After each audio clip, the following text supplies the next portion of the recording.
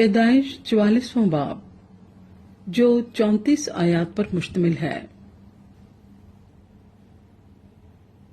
پھر اس نے اپنے گھر کے منتظم کو یہ حکم کیا کہ ان آدمیوں کے بوروں میں جتنا اناج وہ لے جا سکیں بھر دے، اور ہر شخص کی نقدی اسی کے بورے کے منہ میں رکھ دے، اور میرا چاندی کا پیالہ سب سے چھوٹے کے بورے کے منہ میں اس کی نقدی کے ساتھ رکھنا۔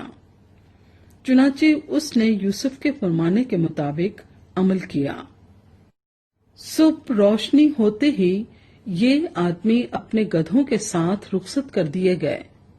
وہ شہر سے نکل کر ابھی دور بھی نہیں گئے تھے کہ یوسف نے اپنے گھر کے منتظم سے کہا، جا ان لوگوں کا پیچھا کر، اور جب تو ان کو جا لے تو ان سے کہنا کہ نیکی کے عوض تم نے بدی کیوں کی؟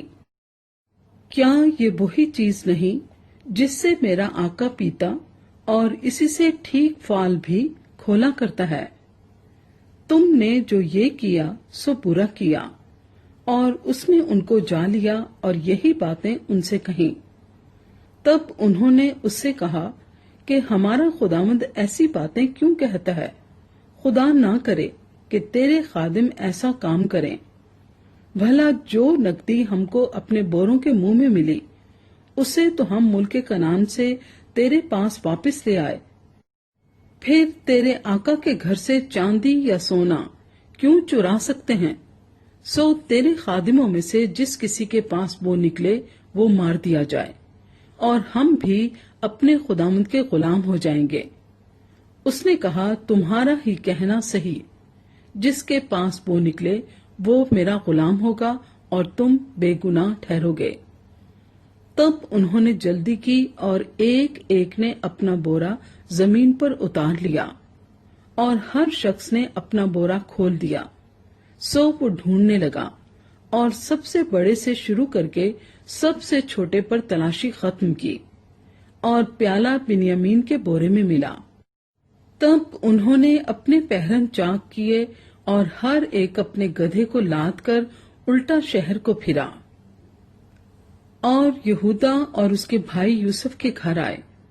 وہ اب تک وہیں تھا، سو وہ اس کے آگے زمین پر گرے۔ تب یوسف نے ان سے کہا، تم نے یہ کیسا کام کیا؟ کیا تم کو معلوم نہیں کہ مجھ سا آدمی ٹھیک فال کھولتا ہے؟ یہودا نے کہا کہ ہم اپنے خداوند سے کیا کہیں؟ ہم کیا بات کریں یا کیوں کر اپنے کو بری ٹھہرائیں؟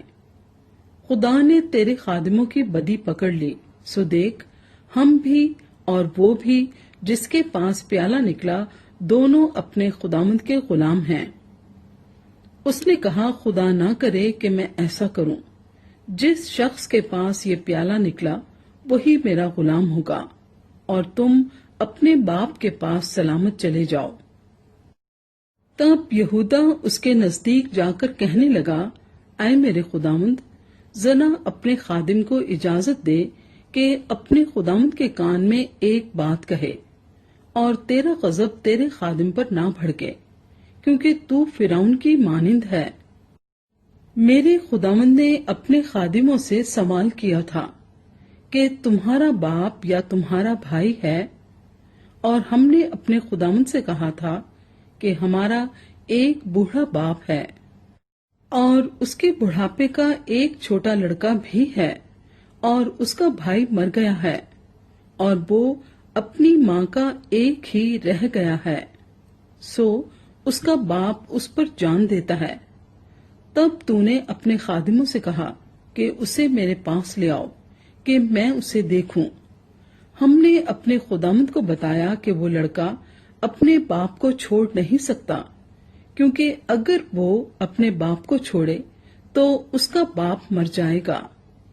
پھر تو نے اپنے خادموں سے کہا کہ جب تک تمہارا چھوٹا بھائی تمہارے ساتھ نہ آئے تم پھر میرا منہ نہ دیکھو گے۔ اور یوں ہوا کہ جب ہم اپنے باپ کے پاس جو تیرا خادم ہے پہنچے تو ہم نے اپنے خداوند کی باتیں اس سے کہیں۔ ہمارے باپ نے کہا، پھر جا کر ہمارے لیے کچھ اناج مول لاؤ۔ ہم نے کہا، ہم نہیں جا سکتے، अगर हमारा सबसे छोटा भाई हमारे साथ हो तो हम जाएंगे, क्योंकि जब तक हमारा सबसे छोटा भाई हमारे साथ ना हो हम उस शख्स का मुंह ना देखेंगे। और तेरे खादिम मेरे बाप ने हमसे कहा, तुम जानते हो कि मेरी बीवी के मुझसे 2 बेटे हुए, एक तो मुझे छोड़ ही गया और मैंने ख्याल किया कि वो जरूर फाड़ डाला गया होगा, और मैंने उसे उस वक्त से फिर नहीं देखा। अब अगर तुम इसको भी मेरे पास से ले जाओ और इस पर कोई आफत आ पड़े तो तुम मेरे सफेद बालों को गम के साथ कब्र में उतारोगे। सो अब अगर मैं तेरे खादिम अपने बाप के पास जाऊं और ये लड़का हमारे साथ ना हो, तो चूंकि उसकी जान इस लड़के की जान के साथ वाबस्ता है, वो ये देख कर के लड़का नहीं आया मर जाएगा। और तेरे खादिम अपने बाप के, जो तेरा खादिम है, सफेद बालों को गम के साथ कब्र में उतारेंगे।